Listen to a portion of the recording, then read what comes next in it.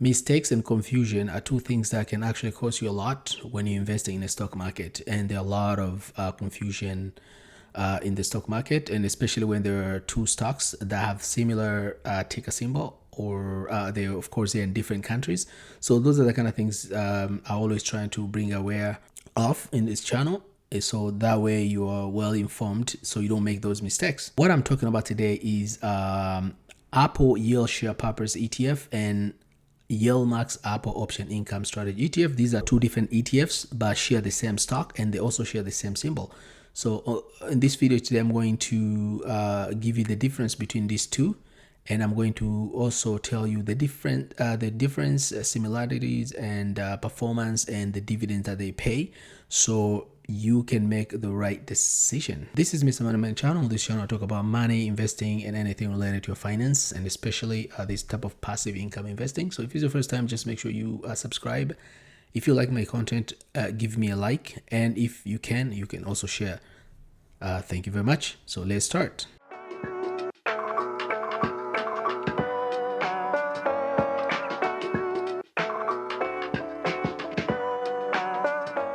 AAPL Yield Share Purpose ETF. The provider of this one is a Purpose Investment, and this is YieldMax AAPL Option Income Strategy ETF. This is the fund that is provided by YieldMax, or Tidal Trust. It's like a sponsor of this fund. When we look at overview of both funds, the purpose of this fund. So the just difference out of blue, this one is Canadian fund or ETF, and this one is American ETF. They're both hold Apple stock. Of course, Apple is American stock, is American corporation. So the purpose of this fund: maximize yield from holding Apple share by using covered call strategy and moderate leverage. Earn attractive monthly yield from covered call strategy on 50% of the portfolio and moderate leverage of 25% while staying invested in Apple shares. So they would hold the share. The difference between this and this one actually buy the Apple stock and they write call on them, but they only write a 50% of the position. So if, let's say, for example, they hold 10,000 shares, they only write calls on 5,000 shares, and they keep 5,000 on for growth. And participate in the long-term growth opportunity of Apple shares, benefit from tax-efficient yield, stay protected from currency risk, because they're using it's an ETF that uses, of course, Canadian currency, rather than if you want to buy Apple stock, you have to buy in US dollars. So you have to actually exchange your Canadian dollars to buy Apple stock, versus this one you can actually have exposure and ownership of Apple stock by not having to exchange your money. You're going to use your Canadian dollars. That's a difference.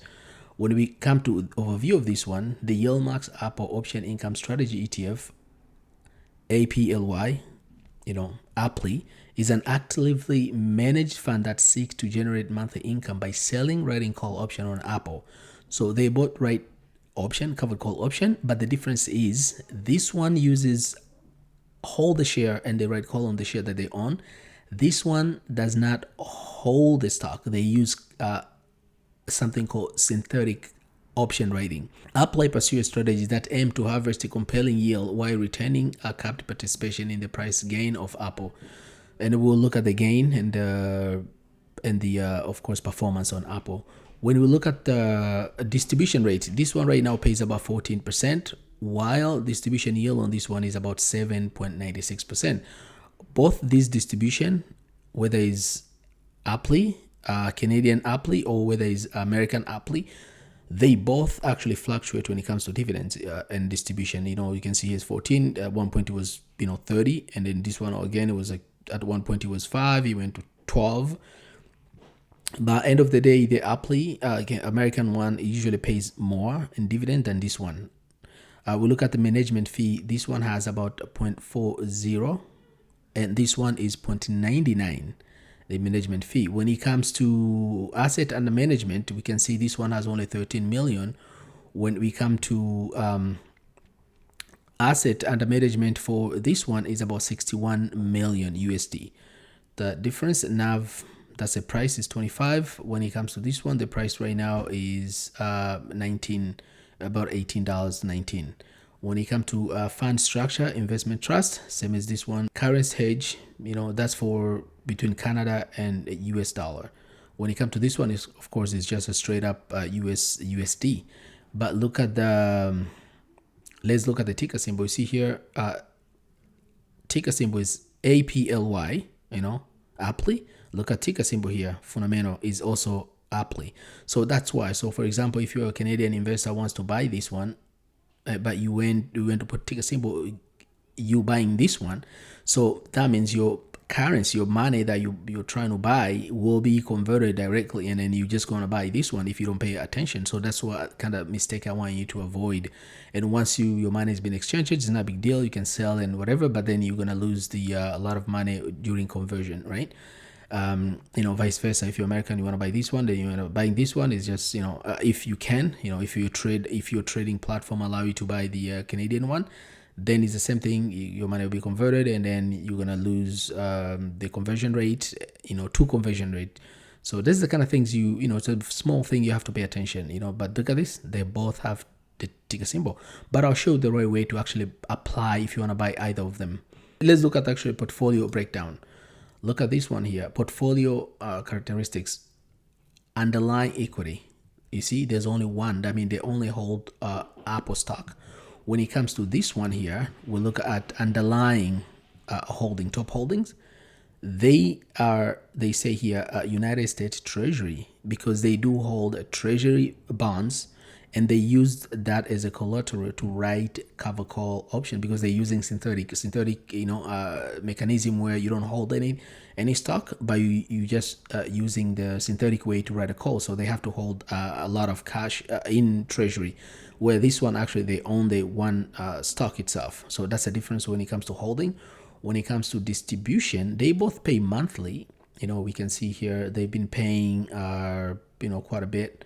This is the history. Last month they paid about 17 cents, and it's been steady. They've been paying pretty much the same. There's no change in dividends. When it comes to Apple, YieldMax Apple, look at that. They've been paying dividend, but you can see there's a difference distribution price. It keep changing. From 28 it went to 63, keep 55. So the more consistent is the Papa's Apple shares. You see, is always 0.1667. So it's a pretty good. When it comes to prediction and you want to keep your money up, in a regular basis, then this one, of course, it gives you consistency. Versus this one is different, and you don't know when they're gonna pay, how much. You don't know how much they're going to pay this month or that month.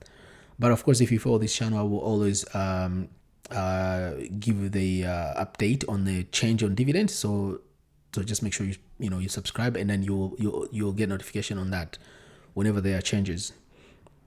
What else should we cover here? We can go to I think that's it for this particular thing. I'm going to show you now. This is on Yahoo Finance. If you go to Yahoo Finance, we can see here Apple AAPL Yield Share Purpose ETF.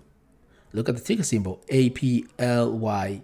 So if you're a Canadian person, you want to buy this one, just make sure there's NE, because this NE represent Neo Exchange, where this one here is just APLY, which is traded on New York Stock Exchange.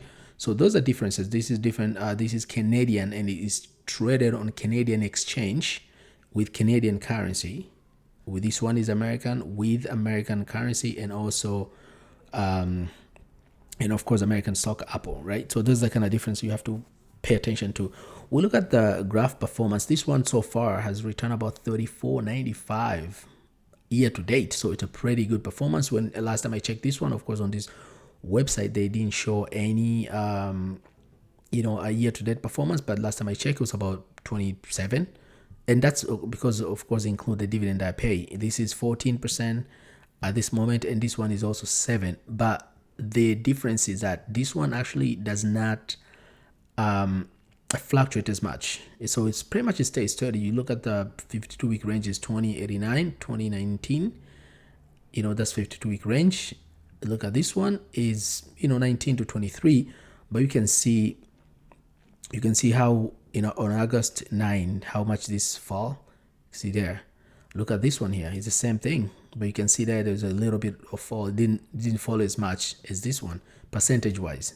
So those are two things you have to pay attention, and I just want to make sure you know the difference between these two. So to recap, to avoid the confusion, whenever you want to buy one of these two, if your broker allow you to buy either of them, whether you are an American exchange or you're you're using Canadian brokerage, make sure the ticker symbol is APLY.NE,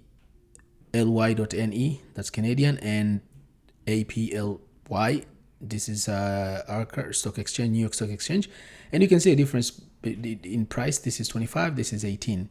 That's one thing.